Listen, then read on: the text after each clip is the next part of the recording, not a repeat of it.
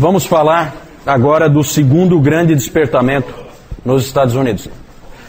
Terminamos de falar do século XVIII, vamos começar a falar do século XIX.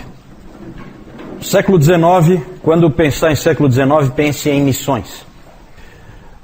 Nós vamos falar daqui a pouquinho. Mas antes, nós vamos falar do segundo, chamado segundo grande despertamento nos Estados Unidos. Primeiro grande despertamento nos Estados Unidos, lembre de George Whitefield e Jonathan Edwards. Certo? Antes, só mostrar para vocês aqui, que eu esqueci antes. Eu não li ainda, mas o Valdir já leu. Uma biografia, Editora Vida, biografia de John Wesley. Por mais que ele tenha tido erros doutrinários, foi um grande homem de Deus, foi usado por Deus, grande evangelista, alcançou muitas almas para a glória do Senhor. Segundo grande despertamento.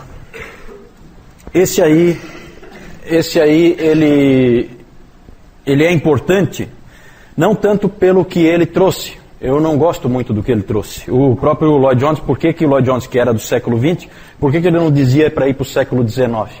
Porque não é o lugar certo para vocês. Você tem que dar um pulo aí. Vai para o século XVIII. O XIX, você tem as missões, isso é uma coisa importante, mas em termos de teologia e em termos de eclesiologia, realmente não é tão interessante. Mas é muito importante dar uma olhada, porque foi esse segundo grande despertamento que moldou o cristianismo americano e, por consequência, o cristianismo brasileiro, protestante. Certo? A gente fica falando dos Estados Unidos aí, não é porque a gente é colonial, mas é porque as igrejas protestantes, tirando a luterana, as igrejas protestantes no Brasil, todas elas vieram a partir de missionários americanos. Então a igreja americana é importante para nós, sim. Aqui o contexto do segundo grande despertamento é o contexto, primeiro, né? A coisa começa, o quadro em que o segundo grande despertamento ocorreu é o pós-guerra da Revolução da Independência dos Estados Unidos. Nessa época, depois da independência americana, quem é que sabe que ano que foi? 1776, né? É isso? 1776. Eles então ficaram independentes da Inglaterra e houve guerra, né, entre ingleses e os americanos, e depois da Revolução a situação das igrejas era a seguinte: cerca de 10 a 15% só da população era membro de igreja. É pouco, para um país como os Estados Unidos é muito pouco. Mas no final do século XVIII começaram a pipocar avivamentos em várias regiões, despertamentos. Aí o contexto também é do desbravamento do oeste, aquela coisa que a gente vê nos filmes. A expansão da fronteira. Porque os Estados Unidos começam ali na Nova Inglaterra, Nordeste, ali mostrei para vocês no domingo passado, na costa do Oceano Atlântico. Agora tem que entrar.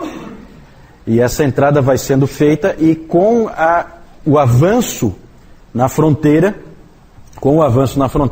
vão também junto pregadores. A igreja vai acompanhando. E nesse avanço na fronteira vão principalmente presbiterianos e metodistas. Só que os metodistas acabaram levando muito mais vantagem, ganharam muito mais terreno, porque eles não se preocupavam tanto como os presbiterianos com a formação dos seus pregadores, dos seus pastores.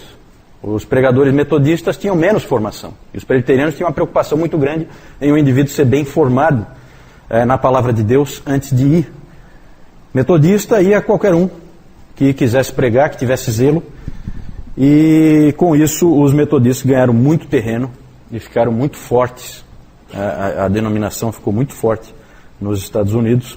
Vocês sabem que as igrejas pentecostais elas têm a sua origem nos metodistas. Isso bem depois, já na virada do século XIX para o XX. Mas nessa época também tem os circuit riders, que eram pregadores itinerantes, e tinha até um dizer na época, esses indivíduos eles andavam a cavalo e iam pregando em tudo que é lugar.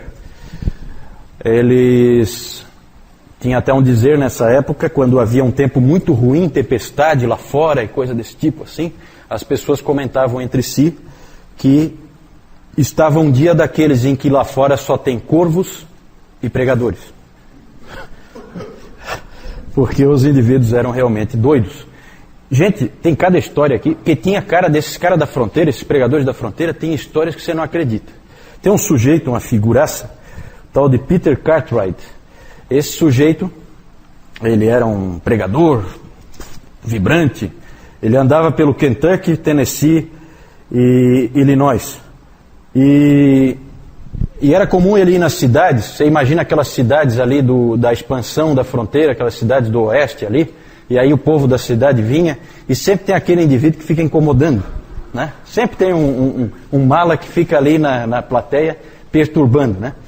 E aí o Cartwright, então, ele pregava, e aí, quando tinha um desses sujeitos atrapalhando as reuniões, ele fazia o seguinte, tirava o paletó, descia do púlpito, ia lá, esmurrava o cara, depois ele voltava, colocava o paletó de novo e continuava o sermão.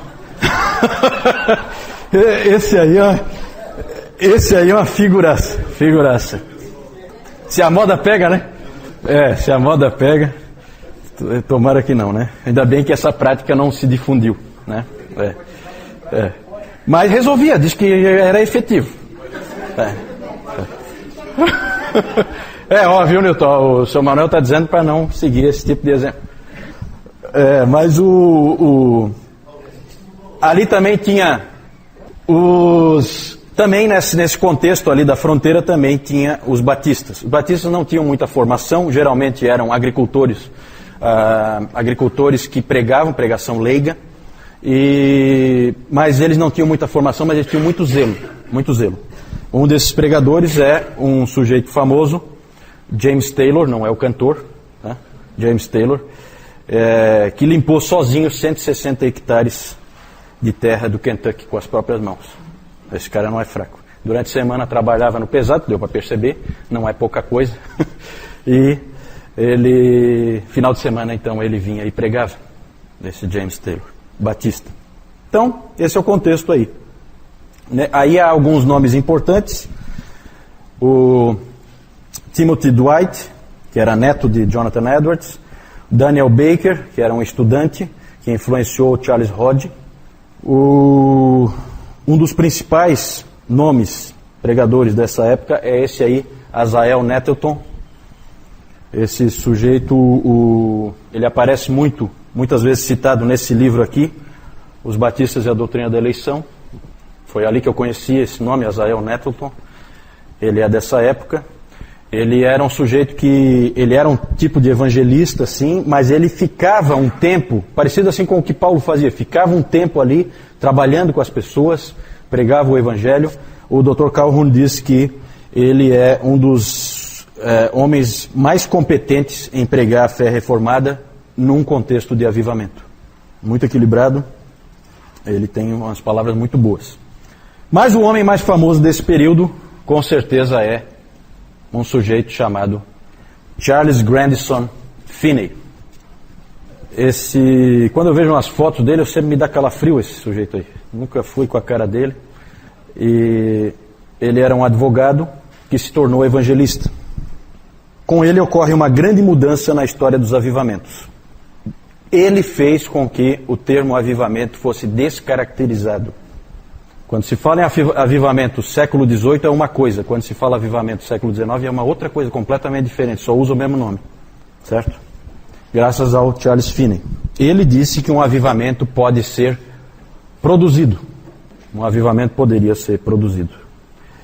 Vejam o que ele diz. A conexão entre os meios para um avivamento e um avivamento é cientificamente tão certa quanto a relação entre os meios para o plantio de grãos e uma colheita de trigo. Um agricultor que sabe o que está fazendo, sabe como produzir trigo. Se ele fizer certo, ele terá trigo. Um cristão ou um pregador que sabe o que está fazendo e faz corretamente, terá um avivamento. É esse o grau científico de precisão dessa conexão. Nós estávamos comentando agora no intervalo aí, que ele praticamente imaginou que o Espírito Santo é controlável.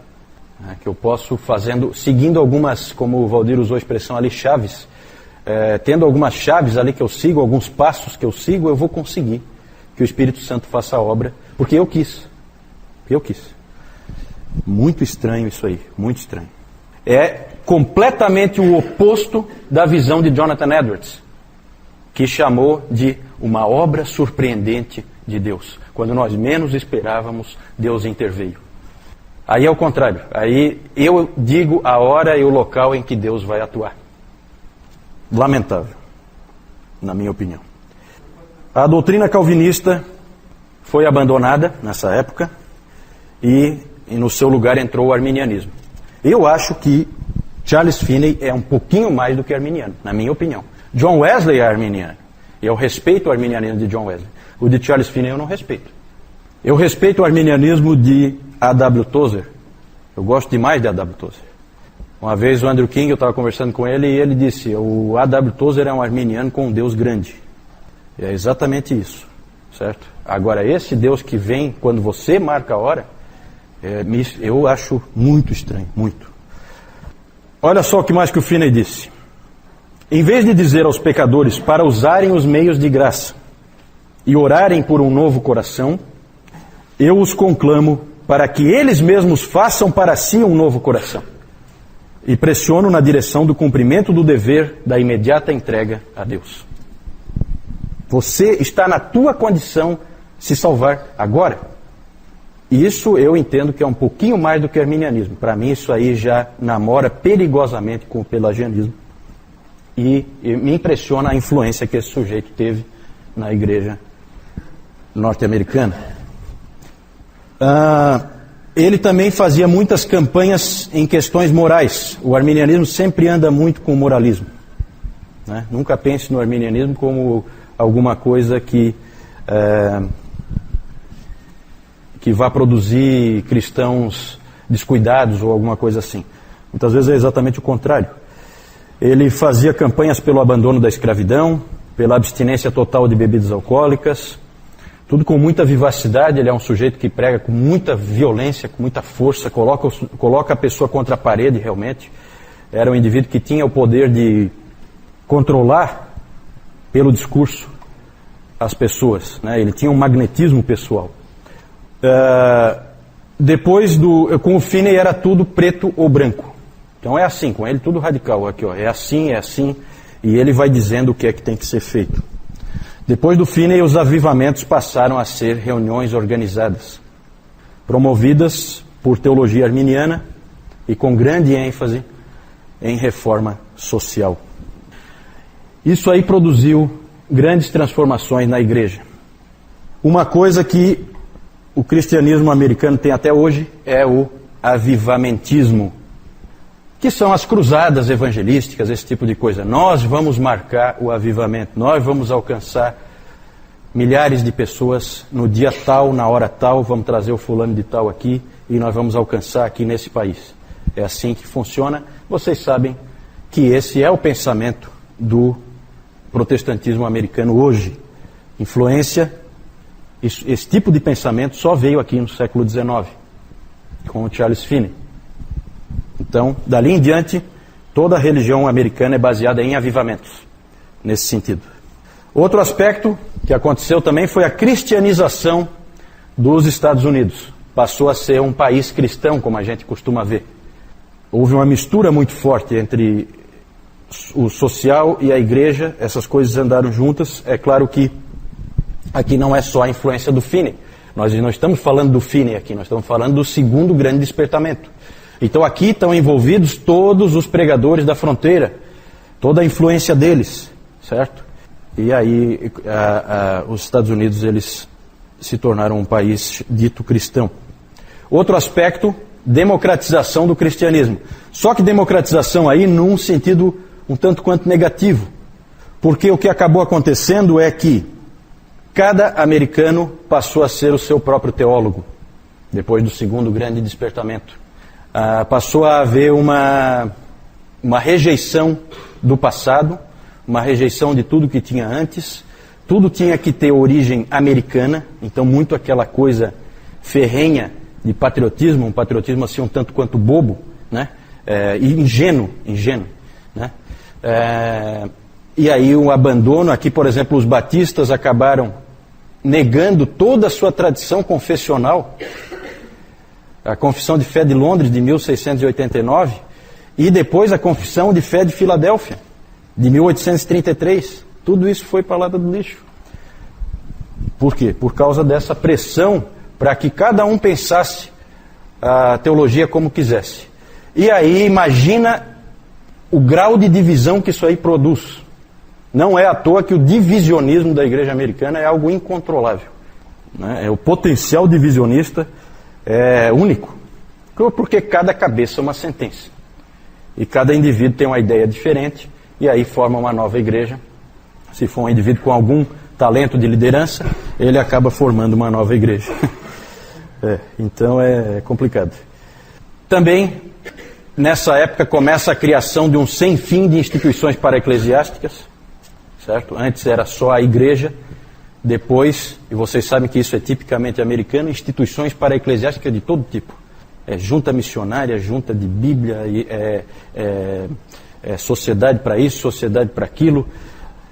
Uma infinitude de instituições para-eclesiásticas surgiram também na cola do segundo grande despertamento nos Estados Unidos. Também esse segundo grande despertamento marca o declínio do calvinismo. O calvinismo perde força, a igreja passa a ser maciçamente arminiana. Uma série de motivos aí. Entre os batistas surgiu muito hipercalvinismo, entre muitas pessoas, e tudo isso aí trouxe problemas, o calvinismo declinou. E esse declínio foi causado principalmente pelos metodistas. Os metodistas chegavam até a ter hinos que eles cantavam, que dizia assim, um deles, né? Dizia assim mais ou menos: quando eu era cego, eu não podia enxergar. Os calvinistas viviam a me enganar. Então eles faziam hinos contra o outro, né? Então isso aí é complicado, né? Então quando você começa a fazer esse tipo de campanha, e eu já falei para vocês da força dos metodistas na expansão da fronteira, já que qualquer um que quisesse pregar podia pregar, né? Então isso dá muita força, dá muita capilaridade, você consegue levar pessoas para tudo que é canto. E mais ou menos como a gente vê, né, nessa questão da capilaridade, a gente vê igrejas como a Assembleia de Deus, por exemplo, em que facilmente um indivíduo pode se tornar um pregador dentro da igreja, então você tem a Assembleia de Deus em todo lugar. Né? Não há assim um requisito de que ele seja muito preparado. Né? Isso dá muita força em termos de expansão. Né? E os metodistas foi um pouco assim, mal comparando. Só para a gente comparar com uma situação que a gente conhece aqui no Brasil. O que mais? Um aspecto positivo que o Dr. Calhoun defende é que com essa cristianização dos Estados Unidos ocorreu um atraso na paganização do país. A paganização está acontecendo hoje. Cada vez mais os Estados Unidos estão deixando de ser um país cristão e estão se tornando um país pagão e dos piores, né, em termos de paganismo. Com a força que ele tem, cultural, econômica e social, não é difícil que ele se torne uma grande força, seja lá para o que for. Que mais? Também apareceram novas denominações dentro dessas filosofias aí de renúncia ao passado, renúncia à história. Então vai criando assim uma coisa ingênua de ignorar o que passou. Tudo começou com a gente, uma coisa um pouco, realmente uma ingenuidade, né, que às vezes a gente até percebe um pouco na igreja norte-americana, uma ingenuidade em relação à obra de Deus do passado. E isso aí vem tudo nesse bojo aí. Surgem novas denominações também dentro desse pensamento, como os discípulos de Cristo, as igrejas de Cristo, tudo na fronteira. Renunciando a qualquer tipo de tradição, renunciando a qualquer passado da igreja, renunciando a tudo isso. Mormons e adventistas aí já não são classificados como igrejas cristãs, né?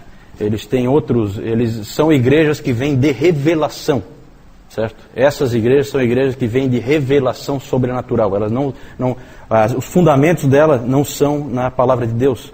Os fundamentos vêm de revelação de alguém, algum profeta, certo? No caso dos Mormons, o Joseph Smith, que recebeu aquele óculos lá do arcanjo não sei qual, para ele conseguir... Nunca entendi aquela história, é uma história meio doida. E no caso dos adventistas, a Ellen White, né? É a grande... Então essas igrejas são diferentes, né? A gente não pega aqui junto, porque daí, quando cai naquela situação assim, se Deus falou, o que eu vou dizer? Né? Aquilo que o Moisés sempre disse, se Deus falou, acabou a conversa. Nos Estados Unidos, no caso dos adventistas, século XIX. O Joseph Smith, acho que é antes, né, Newton? Eu não sei, eu acho que é século XVIII ainda, né?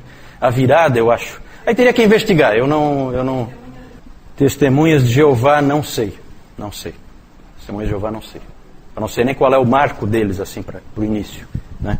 No caso dos Mormons é bem claro, é o Joseph Smith, aquela revelação que ele recebeu e tal. E no caso dos adventistas também, a Ellen White. Então esses aí dá pra gente, é só descobrir lá quando é que a Ellen White nasceu e tal, e quando que ela morreu, você pega mais ou menos a época, né? Agora os testemunhos de Jeová, não sei, teria que investigar, não chequei isso aí. Vamos falar de uma coisa melhor, isso aí eu não gostei muito não. Esse Finney aí, ele, olha só a cara dele, tem uma foto dele mesmo, eu não gosto dele, ele me causa arrepio, tem. Não, tudo bem, mas ele me causa arrepio. Tem uma foto dele mesmo que, se tiver à noite assim na parede, eu tenho dificuldade de dormir.